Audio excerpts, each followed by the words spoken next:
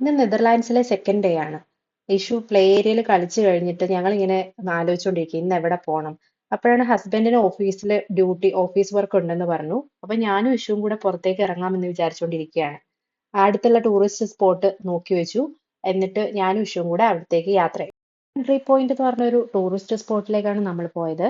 അവിടെന്ന് വെച്ചാൽ Netherlands, Belgium, Germany ഈ മൂന്ന് കൺട്രിയുടെയും ഒരു പോയിന്റ് ആണ്, മീറ്റിംഗ് പോയിന്റ് എന്ന് പറഞ്ഞ സ്ഥലമാണ്. അപ്പൊ നമ്മൾ കുറെ പ്രതീക്ഷ വെച്ചിട്ടാണ് അങ്ങോട്ട് പോകുന്നത്. അവിടെ എത്തിയപ്പോൾ ഉള്ള സീനാണ് നിങ്ങൾ കാണുന്നത്. ഇങ്ങനെ 3 പോയിന്റ്സ് അവിടെ മാർക്ക് ചെയ്തിട്ടുണ്ട്. അത് മൂന്ന് കൺട്രീന്റെയും ഫ്ലാഗ് അവിടെ ഇങ്ങനെ ചെയ്തു വെച്ചിട്ടുണ്ട്. അപ്പൊ അത് മൂന്നും അടുത്തടുത്തുള്ള 3 പോയിന്റ്സ് ആയിട്ട് ആ പോയിന്റിൽ നമ്മൾ നിൽക്കുന്ന ആ സ്ഥലം ആ കൺട്രിയിലെയാണ്. അപ്പോൾ ബെൽജിയത്തിന്റെ അടുത്ത് വന്ന ആ ബെൽജിയത്തിലായിരിക്കും അത്. ജർമ്മനി ആൻഡ് നെതർലാൻഡ്സ് അങ്ങനെയാണ്. അപ്പോൾ അങ്ങനെയുള്ള പോയിന്റ് ആണ്. പക്ഷെ നമ്മൾ വരുമ്പോൾ കുറച്ചുകൂടെ പ്രതീക്ഷ ഉണ്ടായിരുന്നു കേട്ടോ. വേറെ എന്തെങ്കിലുമൊക്കെ കുറച്ചും കൂടെ ഇതായി ക്രിയേറ്റീവ് ആയിട്ട് ഉണ്ടാവും എന്നൊക്കെ വിചാരിച്ചു. അപ്പോഴാണ് അവിടെ ഒരു വാച്ച് ടവർ നമ്മൾ ശ്രദ്ധിച്ചത്.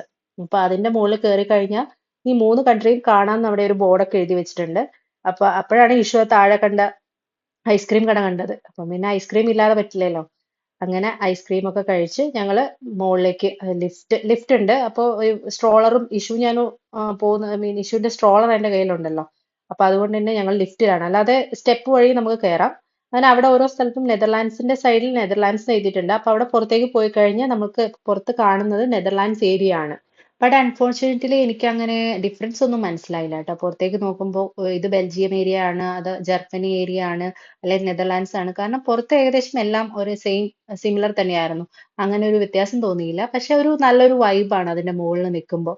കാരണം ആ സമയത്തെ ഒരു ക്ലൈമറ്റും പിന്നെ ആ ഒരു നല്ലൊരു വിൻഡ് ഉണ്ടായിരുന്നു. പിന്നെ ചെറിയൊരു ചൂടുണ്ടായിരുന്നു. അപ്പൊ നമ്മൾ പോയ ആ ഒരു ടൈം നല്ലതായിരുന്നു. കാരണം ഏപ്രിൽ മാസത്തിലാണ് നമ്മൾ പോകുന്നത്. അപ്പോൾ അത് weather നല്ല അടിപൊളിയായിരുന്നു. കാരണം ഒന്നാമത് നമ്മൾ പോയ സമയം എന്ന് വെച്ചാൽ അത്ര അധികം അങ്ങനെ കോൾഡ് ഉള്ള സമയമായിരുന്നില്ല.